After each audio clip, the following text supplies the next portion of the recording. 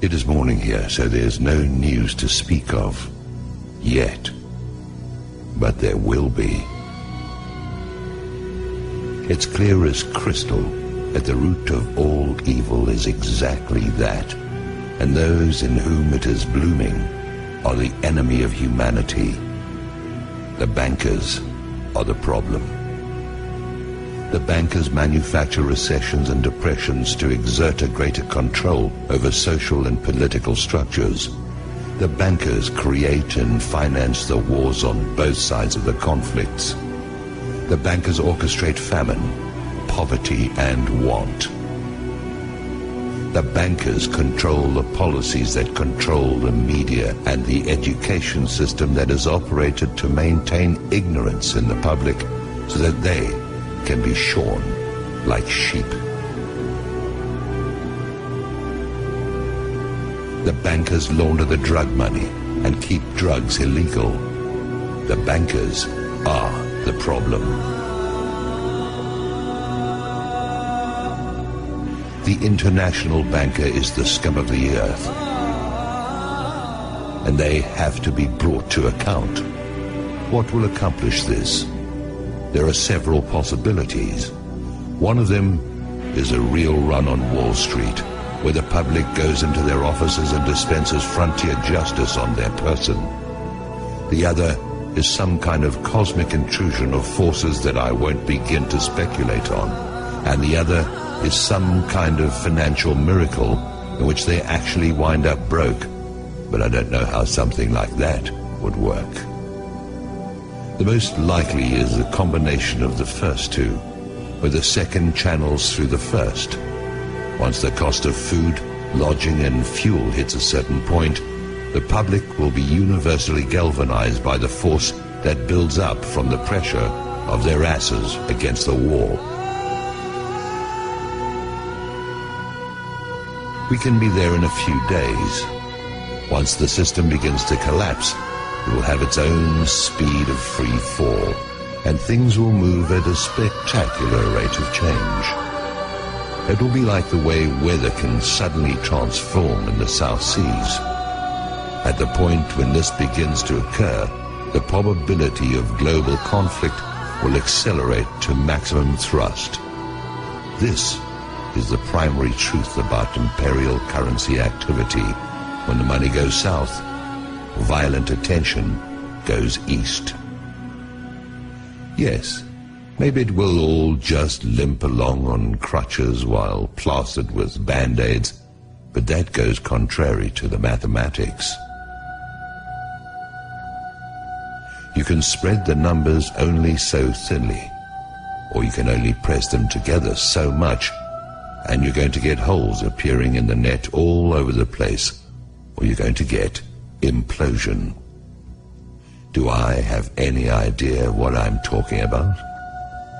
It is possible that I do not.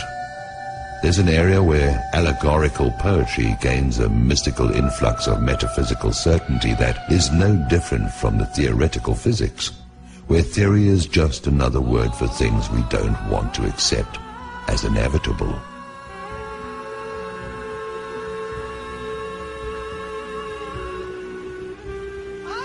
Maybe freedom's just another word for no one left to screw. It stands to reason that sooner or later the public will have no further option but to declare open season on the bankers. They'll be hunted down as the be-all and end-all of everything dangerous and wrong. They are a plague and a pestilence as bad as any epidemic. They are the whiskey and yellow fever blankets on the reservations of ordinary life. They are anthrax masquerading as sweet and low. They are the long-standing source of the majority of humanity's problems and have little competition except for the ubiquitous presence of ignorance and impossible dreams. Whoever these bankers are, that is who they are. When the shit hits the fan, as it is going to do at any moment, the guilt of the banksters is going to stand out like zits on a beauty queen.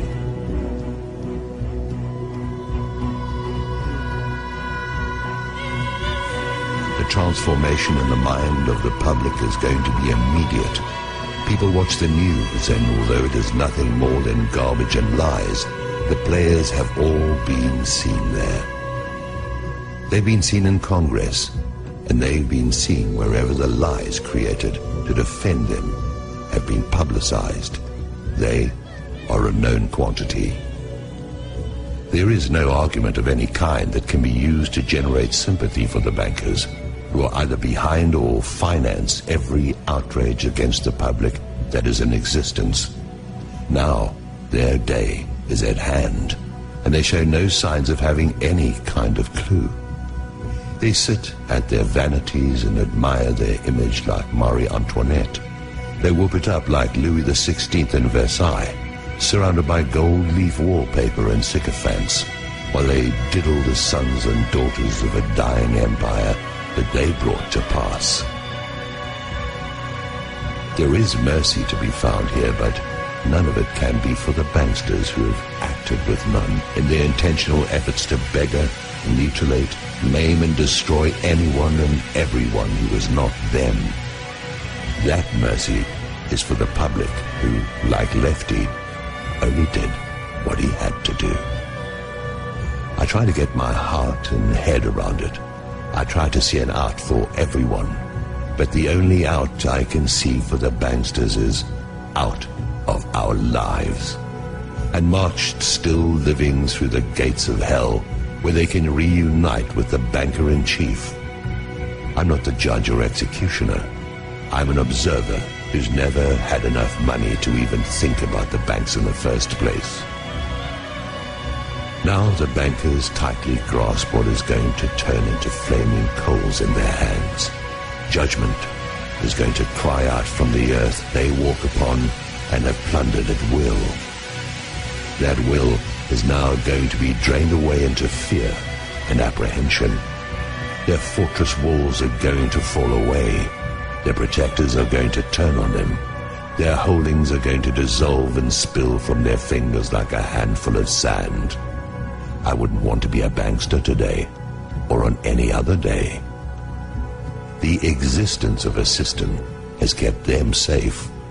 This corrupt system has allowed for some kind of life for those preyed upon until now. Now it has turned upon those whose compliance has been forthcoming for so long. Soon that compliance will be gone, and there are not enough police and armies to quell what is going to rise out of the midst. Maybe I'm wrong about this, but like everything else, we'll see.